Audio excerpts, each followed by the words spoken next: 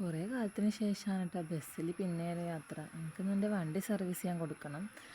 വണ്ടി സർവീസ് ചെയ്യാൻ കൊടുക്കുന്നതിൻ്റെ മുന്നേ അതിന് ക്യാഷ് എടുക്കണം. അപ്പോൾ ജി പേ ഒക്കെ യൂസ് ചെയ്യുന്നതുകൊണ്ട് കയ്യിൽ ക്യാഷില്ല. അപ്പോൾ ആദ്യം അതെടുത്ത് എന്നിട്ട് വണ്ടി കൊണ്ടുപോയി കൊടുത്തപ്പോഴാണ് അതിൻ്റെ ഉള്ളിൽ ഇനി ഇല്ലാത്ത സാധനങ്ങളില്ല. മഞ്ചാടിക്കുരു വരെ അതിൻ്റെ ഉള്ളിലുണ്ട്. കുട്ടിയുടെ കാറുണ്ടായിരുന്നു, പിന്നെ അത്തറ്, കുറേ ബില്ല്, കാർഡ്സ്, പേഴ്സ് ഒക്കെ ഉണ്ടായിരുന്നു.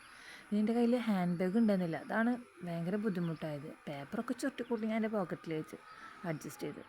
പിന്നെ ആ ഉള്ള പേഴ്സാണെങ്കിൽ അതിന് ചെറിയൊരു കംപ്ലൈൻറ്റും ഉണ്ട്. അപ്പോൾ അത് കാർഡ്സൊക്കെ അതിൽ വെച്ചിട്ട് ഞാൻ ജസ്റ്റ് അഡ്ജസ്റ്റ് ചെയ്ത് പിടിച്ച്. പിന്നെ കൊടിയും വടിയൊക്കെ ഉണ്ടായിരുന്നല്ലോ, അപ്പോൾ അതൊക്കെ പിടിക്കണ്ടേ. അങ്ങനെ അത്ര കുപ്പിയും വണ്ടി ഞാൻ അതിൽ വെച്ച്, അത് അവരതിൽ തന്നെ വെച്ചോളും വിചാരിച്ചിട്ട്. വണ്ടി കൊടുക്കാൻ അറിയുമ്പോൾ എനിക്ക് വലിയ പിടുത്തൊന്നുമില്ല, എന്നാലും ഞാൻ അഡ്ജസ്റ്റ് ചെയ്ത് കാര്യങ്ങളൊക്കെ പറഞ്ഞ് കൊടുക്കും. പിന്നെ അവരിങ്ങോട്ട് ഓരോ ചോദ്യങ്ങൾ ചോദിക്കുമ്പോൾ പിന്നെ എനിക്ക് ആ കൺഫ്യൂഷനാകും. അങ്ങനെ ഇപ്പം ഈ നേരത്തെ ഒതളൂർക്ക് ബസ്സിൽ, എൻ്റെ വീട് ഒതളൂരാണ്, ഹസ്ബൻഡ് വീട്. എൻ്റെ വീട് ചാലശ്ശേരിയാണ്.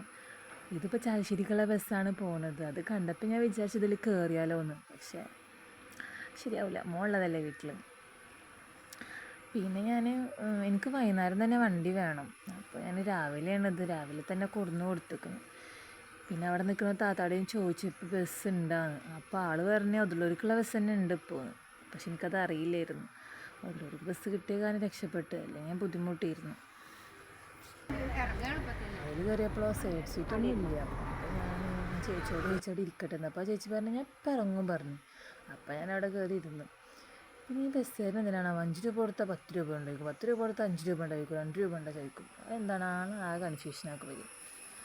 പിന്നെ വേറൊരു കാര്യം, ആ ചേച്ചി ഒതളൂർക്കുള്ളതാണ്. ഇവിടുന്ന് അങ്ങാണ്ട് 5 കിലോമീറ്റർ അങ്ങനെ ഉണ്ട്. അപ്പോഴത്തേനും ആൾ ഇറങ്ങാൻ വേണ്ടി ആകെ സെറ്റപ്പിലായിരിക്കണത്. അങ്ങനെ എനിക്ക് വണ്ടി ഇപ്പോൾ 2 വർഷം മുന്നേ കേട്ടോ കിട്ടിയത്. പിന്നെ മോനെ ക്ലാസ്സിന് ചേർത്തതിന് ശേഷം ആണ് എടുത്തത്. എന്തെങ്കിലുമൊക്കെ പെട്ടെന്നൊരാവശ്യം വന്നു കഴിഞ്ഞാൽ പെട്ടെന്ന് പോയി വരാൻ ഒരു എളുപ്പമല്ലേ, അങ്ങനെ എടുത്തതാണ്. പിന്നെ മോനക്ക് വലിയ പ്രശ്നമൊന്നുമില്ല കേട്ടോ, ഞാനവിടെ ഇല്ലെങ്കിലും. ആൾ വരുന്നത് കണ്ടാൽ ജസ്റ്റ് ഒന്ന് കരയും, അല്ലാതെ വേറെ പ്രശ്നമൊന്നുമില്ല. ഞാൻ പോകുമ്പോൾ എന്തെങ്കിലുമൊക്കെ ഒന്ന് വാങ്ങിച്ച്, എപ്പോഴും വാങ്ങിക്കൊന്നുമില്ല, ഇന്നെന്തോ വാങ്ങിക്കാൻ തോന്നി വാങ്ങി. അത് കൊണ്ടുകൊടുത്താൽ അത് വാങ്ങിക്കാനാവും ആദ്യം ഓടി വരിക. നമ്മളൊന്നും മൈൻഡാക്കൊന്നുമില്ല. പക്ഷെ ഇഷ്ടമാണ്, പാവാണ്. അവിടെ പോയി നോക്കുമ്പോൾ അവൻ്റെ കൂട്ടിനൊരു കുട്ടി അവിടെ ഉണ്ടായിരുന്നു. അപ്പോൾ ആളവിടെ ഓടി വന്നിട്ട് എന്നെ കണ്ടപ്പോൾ.